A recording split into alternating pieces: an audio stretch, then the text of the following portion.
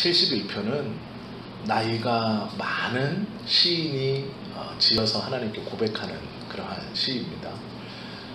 이 71편은 다윗이 지었는지 아니면 제사장이 지었는지 누가 지었는지를 몰라요. 개인 이름은 모르지만 어떠한 상황에서 쓰여졌나는 알 수 있습니다. 그런데 이 어떠한 상황에서 쓰여졌나를 우리가 배경을 잘 알면 이 시편 71편이 참 은혜가 됩니다. 저보다는 우리 성도님들이 더 잘 은혜가 돼요. 왜 그럴까요? 맞아요. 맞습니다. 말씀이 믿음의 근거인데요. 사람은 나이가 들수록 몸이 약해지죠. 그런데 몸이 약해지면 마음도 좀 약해집니다. 그래서 어려서는 자식과 떨어져 사는 것이 편했던 부모님들도 어느 정도 나이가 들면 자식하고 좀 가까이 살았으면 하고 바래요. 같은 집에서 살진 않더라도 조금 가까이 살았으면, 이게 정신적으로 의지를 하고 싶어지는 것이죠. 또 나이가 들면, 젊었을 때는 그렇게 내가 돈이 많고 적고 관심이 없었는데 나이가 들면 그래 돈도 좀 있어야 되겠더라 라고 말하는 것도 마찬가지입니다. 그런 맥락에서 그런 말을 하는 거예요. 또 나이가 들면 고집도 세워진다 그래요. 근데 왜 그러냐면 젊었을 때처럼 자기가 지금 무엇인가를 받아들이고 변화돼서 생각을 바꾸고 생활을 바꿔서 해나갈 자신이 없는 거예요. 그래서 내가 잘할 수 있고 상대방한테 피해만 안 주는 것이면 웬만하면 바꾸지 않고 그냥 그대로 가는 것이 문제가 없다라고 생각하는 겁니다. 젊었을 때는 그렇게 새로운 것들을 좋아하고 바꾸는 것에 대해서 불평이 없었고 그랬는데 언젠가부터 이사 가는 것도 싫죠. 내가 새로운 곳에 가서 이웃들과 적응하고 새로운 곳에 아이고 이제 그만했으면 좋겠다 라고 생각하는 것이죠. 변화에 대한 자신이 많이 좀 약해집니다. 그래서 웬만하면 익숙한 곳에 있기를 원하죠.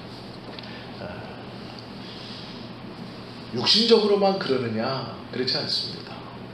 신앙도 나이가 들면 한 곳에 가만히 있기를 원하죠.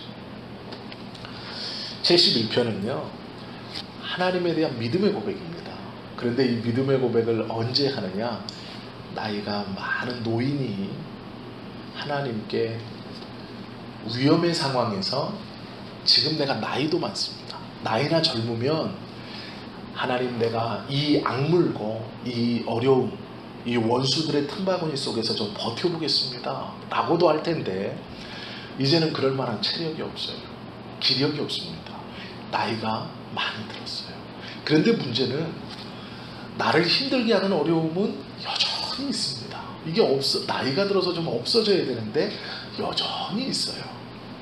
설상가상 나이가 든 내가 이제 육신적으로 기력이 좀 부족해서 이것들을 정면으로 부딪혀 담대하게 헤쳐나갈 기력도 없는데 하나님도 내 기도에 응답해 주시지 않는 것 같은 거예요.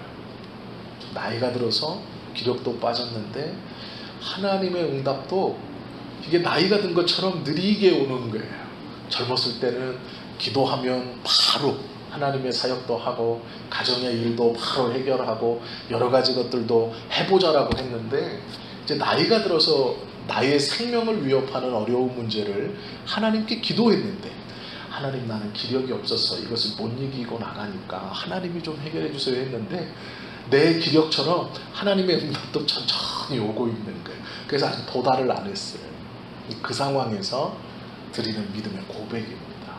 즉 연약함 가운데서 하나님께 기도하는 것이 71편이죠. 시인이 먼저 1절 2절 보시면 이렇게 고백해요. 여호와여 내가 주께 피하오니 내가 영원히 수치를 당하게 하지 마소서. 주의 의로 나를 던지시며 나를 풀어주시며 주의 귀를 내게 기울이사 나를 구원하소서. 한마디로 내가 주님께 피합니다. 하나님 나를 구원해 주십시오 라고 간구하죠. 어려움만 있는 게 아니라 이제 육신적으로도 노인이 됐어요. 그것도 고백합니다. 9절에 한번 보세요. 늙을 때에 나를 버리지 마시며 내 힘이 쇠약할 때에 나를 떠나지 마소서. 내 원수들이 내게 대하여 말하며 내 영혼을 엿보는 자들이 서로 꾀하여 이르기를 하나님이 그를 버리셨은즉 따라잡으라. 건질 자가 없다 하오니 하나님이여 나를 멀리하지 마소서. 나의 하나님이여 속히 나를 도우소서라고 고백하고 있어요. 이 고백은요, 애잔한 고백이에요. 이 고백은 이 마음의 뭐라고 표현하면 좋을까요? 이게 막 펑펑 우는 게 아니라 그냥 나이 들음에 밀려오는 서러움. 문학적 한계가 이때 느껴집니다. 그런 거 있잖아요. 나이 들음에 자연적으로 밀려오는 서러움 같은. 제가 아직 40대라 이걸 표현할 방법이 없네요. 무슨 감정은 알겠는데 이게 감정은 짐작이 되는데 이걸 언어로 어떻게 표현하지 못하는. 제가 고민을 정말 많이 했거든요. 그런데 이게 표현이 안 돼. 근데 그거 있으시잖아요. 이렇게. 그렇죠. 네. 그 상황에서 하나님께 드리는 고백이에요. 그러니까 이 고백이 큰 소리의 고백도 아니에요. 그냥 중얼중얼 되는 겁니다. 이 문체가요, 웅변체도 아니고 이 독백체예요. 독백체. 그러니까 내가 혼자 내 입에 나만 살짝 들릴랑 말랑 하는 고백이에요. 지금 중얼중얼 하는 거예요. 근데 그 중얼중얼이 뭐냐면 하나님, 내가 늙었는데 날 버리지 마세요. 이렇게 그냥 종알종알 하나님한테 이야기하는 거예요. 근데 그 마음의 상태가 어떤 상태냐면 자신이 나이 들었다는 그 무기력함, 그리고 그 서러움. 그런데 나를 이렇게 욕하는 사람들이, 지금 나를 어렵게 하는 사람들이 뭐라 그러냐면, 저거 젊었을 때는 예수 믿고 막 이렇게 하더니 늙어서는 이제 이빨이 빠졌어. 이렇게 지금 말하고 있는 거예요. 저거 예수 믿고 젊었을 때는 지 환경 여건 생각 안 하고 고개 빳빳이 들고 돌아다니더니 이제는 나이 들어가지고 믿음도 소용없어. 돈 없으면 취해지는 거야. 건강 잃으면 취해지고 그러고 있는 거예요. 이게 그거를 들으면서 읊조리듯이 말하는 거예요. 하나님, 내가 나이 들었습니다. 나를 버리지 마십시오. 날 도와주십시오. 저 사람들이 저 수군거리는 소리가 하나님, 이제 하나님이 나를 버렸다고 얘기하니 이때다 잡아먹자라고 얘기하고 있습니다. 하나님이라고 지금 이렇게 말하고 있는 거예요. 그러니까 이 말이 굉장히 서글픈 고백입니다. 하나님 앞에. 그러면서 18절에 이제 이렇게 말해요. 18절을 한번 보세요. 하나님이여, 내가 늙어 백발이 될 때에도 나를 버리지 마시며 내가 주의 힘을 후대에 전하고 주의 능력을 장래의 모든 사람에게 전하기까지 나를 버리지 마소서. 나이 들었는데 버리지 말라달라는 거예요. 하나님, 내가 젊었을 때는 그 젊음을 가지고 주님의 일을 이것도 하고 저것도 하고 했는데 이제 나이 들어서 어떤 누군가가 그 자리를 대신하고 있고 그 사람이 그 젊음으로 이것도 하고 저것도 하면서 주님께 쓰임 받는데 나는 이제 노쇠해져서 그럴 기력이 없어요. 그런데 하나님, 나를 버리지 마세요 라고 말하는 거예요. 이것은요, 믿음이 좋고 나쁨이 아니에요. 믿음이 좋고 나쁨이 아니고요, 나이 듦에서 들어오는 서운함 같은 거예요. 서운함 같은 거. 크게 쓰임받았다. 내가 젊은 날 주님을 위해 기도도 하고 하나님의 일을 위해서 이것도 하고 저것도 했는데 이제 그 자리를 젊은 신앙인들, 믿음의 사람들이 다 차지해서 힘있게 일하는 것을 뒤에서 바라보면서 하나님, 나는 늙었지만 나를 버리지 마십시오. 왜 그럴까요? 우리가 요 시편이 지어졌을 때의 시대 상황을 알면 조금 이해가 됩니다. 이때 당시에는 새끼들을 절대로, 율법에 보면 새끼를 못 잡아요. 율법에 어미와 새끼를 같이 잡으면 안 돼요. 새끼 고기를 절대로 어린 생명을 죽이면 안 됩니다. 짐승도. 그 왕들이 밭에서 쟁기질을 하다가 이 소가 물소죠. 이 소가 나이가 들어서 푹 쓰러져요. 그럼 어떻게 할까요? 그걸 잡아서 먹는 거예요. 그것만. 일하다가 쓰러져서 이제 그냥 나이 들어 죽는 소만 먹는데 이 고기가 맛이 있을까요? 없을까요? 없죠. 질기죠. 그럼 뭐 왕들이 이 고기를 먹으려고 할까요? 안 할까요? 귀족들이? 안 하죠. 그럼 어떻게 하는지 아세요? 새끼를 죽이는 건 율법의 불법이에요. 그럼 이걸 또 교묘하게 이용해서 먹어요. 어떻게 할까요? 임신한 어미를 잡아버려요. 그럼 뱃속에 뭐가 있어요? 새끼가 있잖아요. 이해되시죠? 그래서 새끼 송아지 고기를 먹었어요. 귀족들이. 이제 암놈은 그렇게 해서 죽이고 순놈은 어떻게 했느냐? 이빨이 다 빠지고 일을 못하면 잡아서 먹는 거예요. 요 시인이 뭐라 그러냐? 이렇게 고백하는 거죠. 하나님, 나는 늙어서 이가 다 빠져버렸네요. 이제 도살장으로 갈 일만 남았는데 그래도 나를 버리지 마세요. 이거예요. 도살장에 끌려가는 저 짐승처럼 이렇게 이제 갈 일만 남았는데 내가 나를 볼 때 그래도 하나님 나를 버리지 마세요.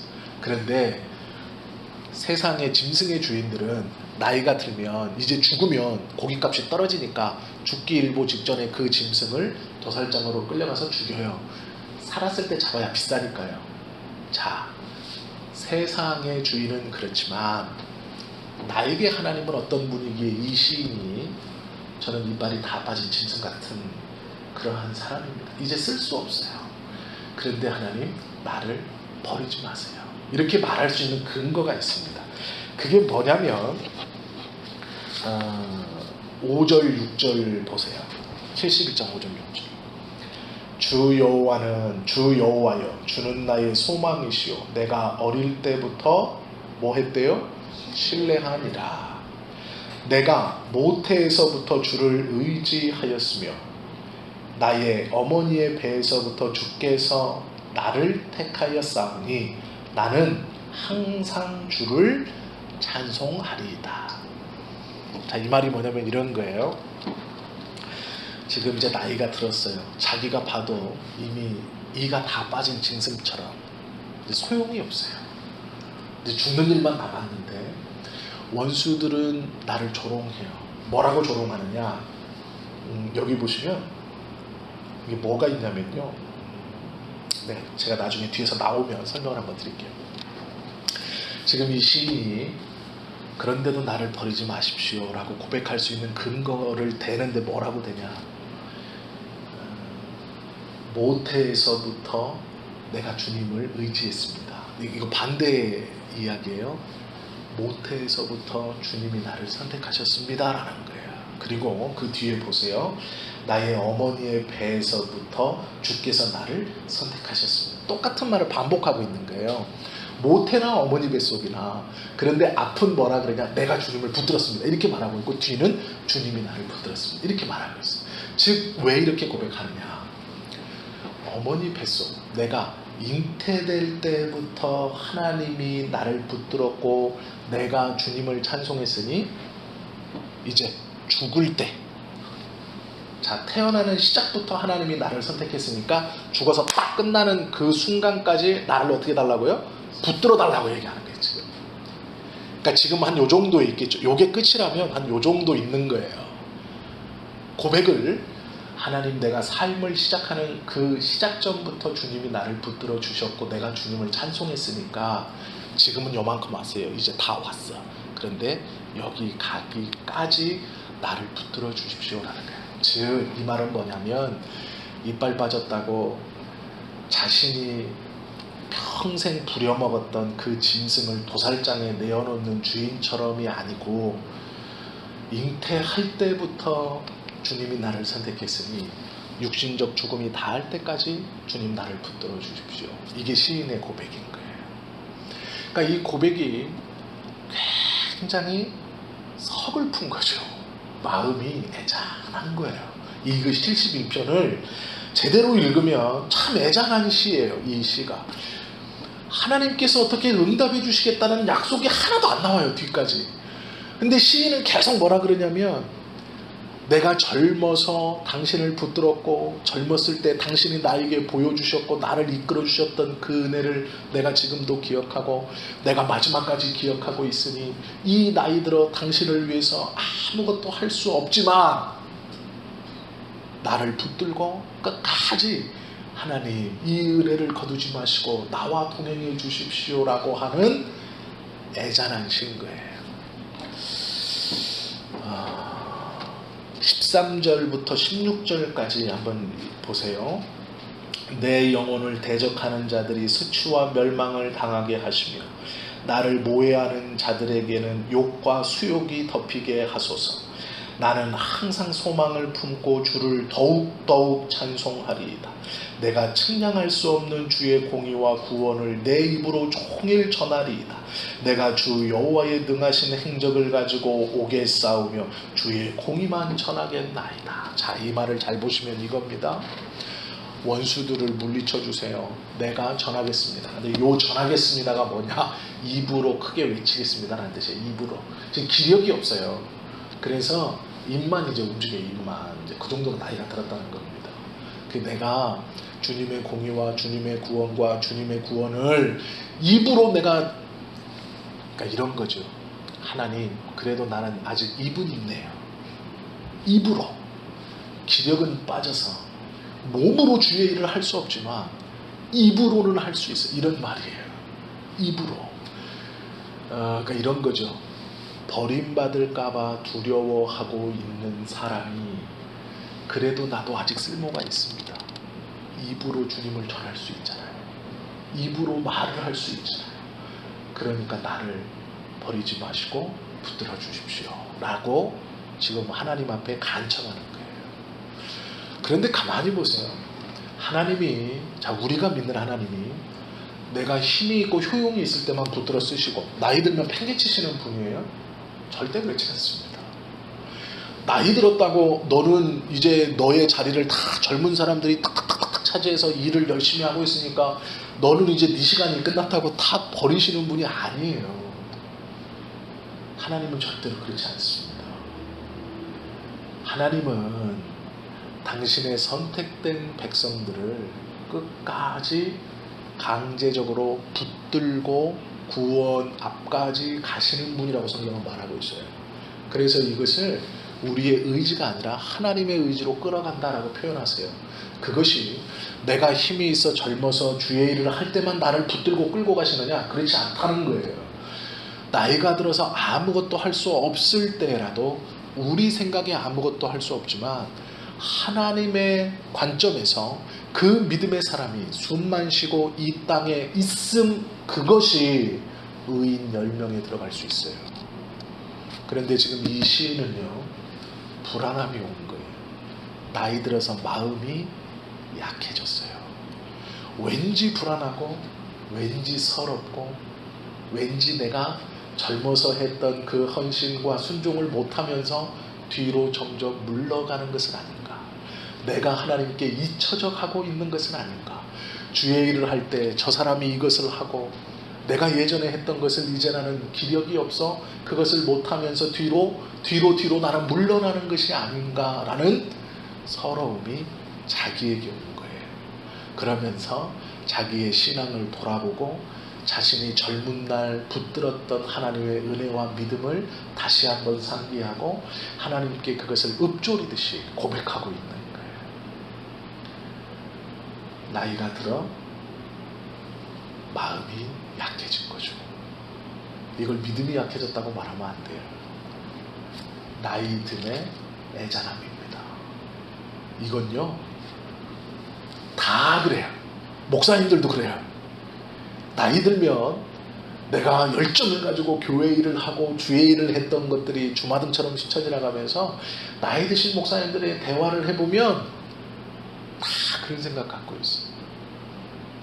이제 젊은 사람이 해야지. 나야 소용이 다 됐잖아. 이제 건전지에 약이 다 떨어졌어. 아무것도 못해 라고 말씀하세요. 이게요, 이분이 돈이 없어서도 능력이 없어서도 지식이 없어서도 아니에요. 나이 들면 마음이 약해져. 하나님을 믿는 믿음은 변함이 없지만 내가 직접적으로 쓰임받지 못하고 있다는 데에 대한 애잔함이 오는 것이죠.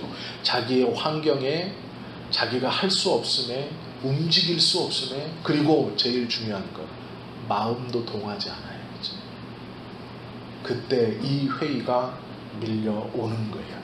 그런데 이 시편 기자는요, 그 상황에서 하나님께 자신의 믿음의 고백을 마지막에 드리고 있어요. 그게 뭐냐면 7절, 17절 말씀 보면 하나님이여 나를 어려서부터 교훈하셨으므로 내가 지금까지 주의 기이한 일들을 전하였나이다.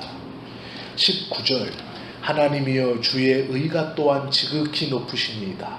하나님이여 주께서 큰 일을 행하셨사오니 누가 주와 같으리까? 라고 말해요. 이 말은 하나님, 나의 믿음은 변함이 없습니다 라는 거예요. 나이 들며 마음이 약해진 것은 하나님 인정합니다. 그래서 제가 인정하지 않을 수 없어요. 왜냐하면 제가 그렇게 고백하고 있으니까 지금. 그런데 믿음의 눈으로는 젊었을 때와 지금 하나님을 의지하고 하나님의 역사를 붙들고 하나님께서 하실 것을 믿는 그 믿음은 변함이 없다라고 지금 주님께 고백하고 있는 거예요. 그런데 우리가 오해하시는 게 있어요. 자, 보세요. 신앙생활을 오래 하시다 보면 믿음이 흔들린 게 아니고 마음이 약해질 때가 있어요. 이 마음이 이렇게 애잔함이 올 때가 있어요. 이걸 이제 단어를 이제 한국말로 표현하기가 참 그런데 이 애잔함이 올 때가 있습니다. 그때는요, 믿음이 약해진 게 아니에요. 자기 자신을 똑바로 보셔야 돼요. 하나님을 믿는 믿음은 그대로예요. 그런데 나이가 들매 따라 어느 날 갑자기 내가 하면서 자신의 신앙을 돌아보게 되는 거예요. 돌아보는데 어느 순간부터 하나님이 나에게 응답해 주시지 않은 것 같고, 어느 순간부터 기도의 응답보다는 내가 스스로 알아서 체념하고 있는 것이 많아지는 것은 아닌가라는 생각이 들기 시작한다는 거예요. 그러면 내가 믿음이 약해졌구나 라고 생각하신다는, 이게 오해예요. 이게 잘못된 생각입니다. 믿음이 약해진 게 아니라 마음이 약해진 거예요. 그런데 이 마음이 약해지면 나이 들어서 자연스럽게 찾아오는 현상입니다. 사람의 마음은요, 왜요? 사람이 그렇게 약해요. 연약합니다. 사람의 마음이 그렇게 약하지 않다면 주님을 끝까지 붙들지 못하기 때문에 그래요. 이 약함을 직시하고 정면으로 내가 나의 약함을 보았을 때 한 번 더 그의 마지막에, 그의 육신의 시간상 마지막에 주님을 붙들 수 있는 거예요. 그래서 그때 그의 믿음이 입술로 증거되기 시작하는 거예요.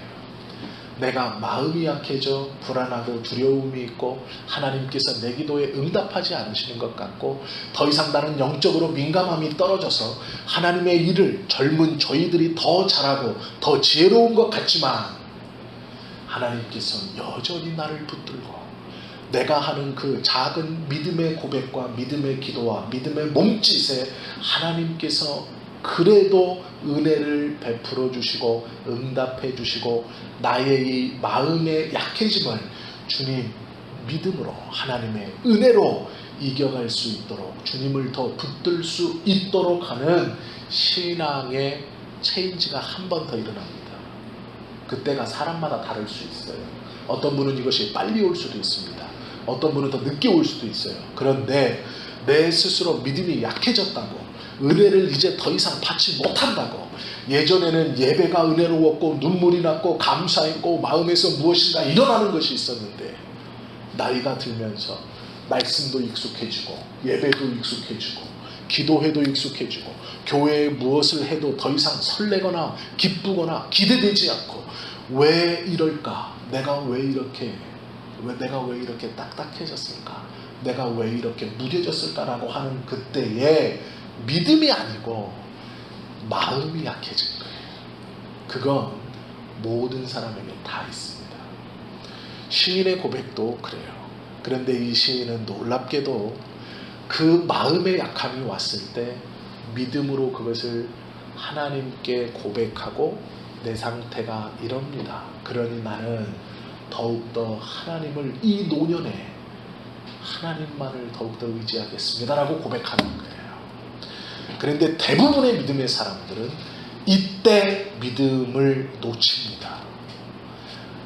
예배의 은혜가 되지 않고 말씀을 들으면 하나님의 음성이 아니고 내가 다 아는 말씀이고 젊어서부터 들었던 말씀이고 이제 주님의 십자가를 묵상해도 감사와 눈물이 나지 않고 그런 것이다 라는 생각이 드는 것을 믿음이 약해졌다고 오해하시는 거예요. 그건 쉬운 말로 귀신 들린 것도 아닙니다. 믿음이 약해진 게 아니에요. 이때 하나님의 은혜 아래 자신이 그렇다는 것을 정확하게 고백하고 주님을 붙들면 그 노년의 신앙이 다시 한번 한 단계 뛰어오를 수 있는 거예요. 이때 미끄러지시면 안 됩니다. 이때 포기하시면 안 돼요. 이때 예배를 소홀히 하게 되고 기도를 소홀히 하게 되고 하나님의 역사를 다른 사람에게 미루기 시작해요. 본인 스스로 느끼니까요. 옛날 같지 않은 걸. 그런데 이때가 매우 중요합니다. 이건 사람마다 다르기에 언제 나에게 올지 모릅니다. 그런데 꼭 기억하십시오. 그거 시험 든 거 아닙니다. 하나님께서 붙들어 주시는 믿음이 그렇게 쉽게 변하나요? 아니요. 그렇지 않아요. 하나님께서 우리를 선택하셨고 우리에게 평생 부어주셨던 그 믿음의 은혜가 변하는 게 아닙니다.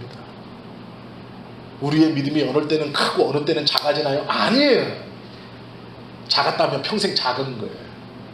큰 믿음이 작아지는 믿음으로 변할 수가 없습니다. 작아지는 믿음이 커질 수는 있어요. 그러나 큰 믿음이 작아지는 경우는 없어요. 믿음이 작아지는 게 아닙니다. 마음이 약해지는 거예요. 그때 미끄러져서 그래요.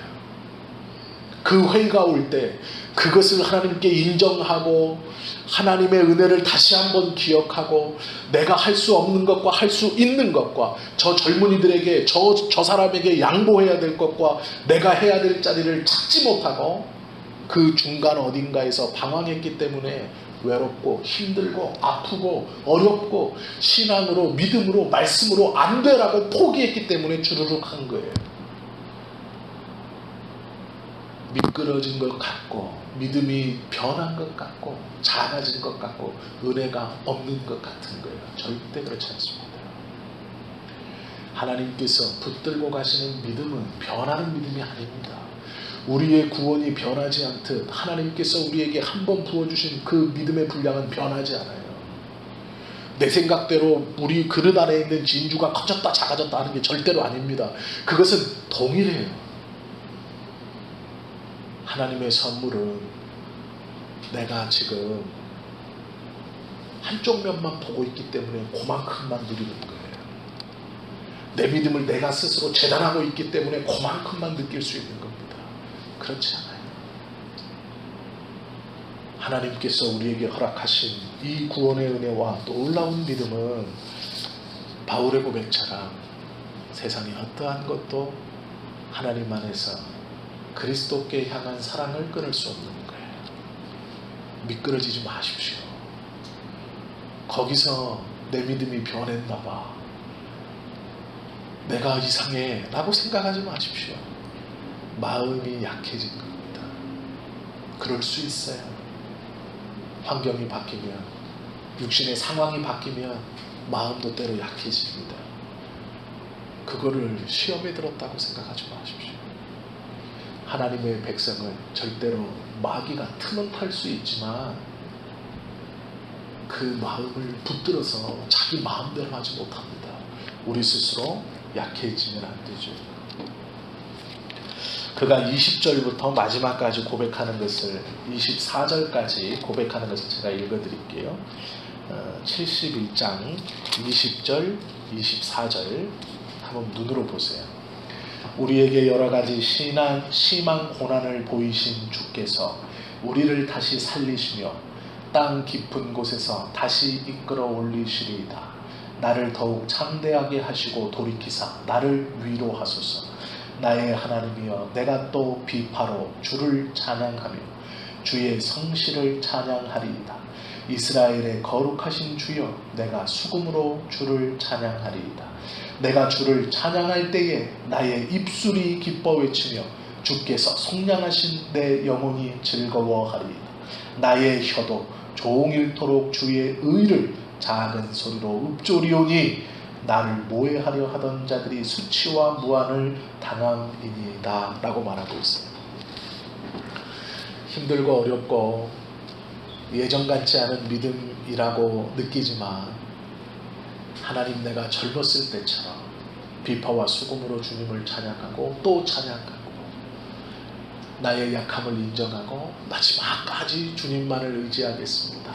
그때에 내 힘으로 어찌할 수 없는 저들의 저 비난 소리가 그치고 하나님께서 이 늙은 이가 다 빠진 이 나이가 든 소 같은 쓸모없다라고 보는 나조차도 주님의 은혜를 다시 경험할 것입니다 라고 고백하는 것이죠. 그리고 나는 영원히 주님을 찬양할 것입니다 라고 고백하는 거예요. 이 71편은 자연스럽게 찾아오는 마음의 약함으로 인하여 믿음의 사람이 그의 노년에 하나님 앞에 처음에는 모함하는 사람들 때문에 기도하다 보니 그 다음에는 자신 스스로 가진 서러움으로, 그리고 결국에는 하나님의 은혜를 그래도 끝까지 붙들고 주님을 찬양하는 믿음으로 끝내는 시편이에요. 이것이 이 71편이 우리에게 얼마나 큰 위로와 은혜가 되는지 모르죠. 이 71편의 시편의 고백은 우리가 어느 순간 모두 다 한 번씩은, 한 번이 아니라 2번이든 10번이든 경험하고 걸어가야 하는 믿음의 걸음 중 분명히 거쳐가게 되어 있는 겁니다. 그런데 참 감사한 것은 이 믿음의 시인이 끝까지 주님을 찬송하고, 주님께서 한마디 없어요. 이 시편에 보면 내 마음의 기쁨을 회복하셨다 없고요, 내가 기도했사오니 주님이 나한테 확신 주셨다 없어요. 하나님의 반응이 없습니다. 그런데 자기가 믿음으로 끝까지 나아가서 주님을 찬양하고 은혜를 붙들겠다고 고백해요. 그리고 마칩니다. 우리도 이 시편 71편을 가만히 묵상해 보시면서 또 한번 나의 심령의 마음의 상태와 대입해 보시면서 시간이 나시면 조용할 때 이 시편 71편을 한번 쭉 천천히 한번 읽어보시고, 하나님, 나도 이런 마음이 들 때 이 시인처럼 지혜롭게 결국 하나님의 은혜를 붙들고 이겨갈 수 있는 은혜를 허락해 주옵소서. 그 두려운 고백이 미끄러지지 않을 수 있도록 우리 입술과 마음을 주장하옵소서 라고 고백하는, 그리하여 마지막까지 세상의 기준이 아니라 하나님의 기준으로 우리의 믿음을 붙들고 살아가시는 저와 여러분 되시기를 예수님의 이름으로 축원합니다. 기도하시겠습니다.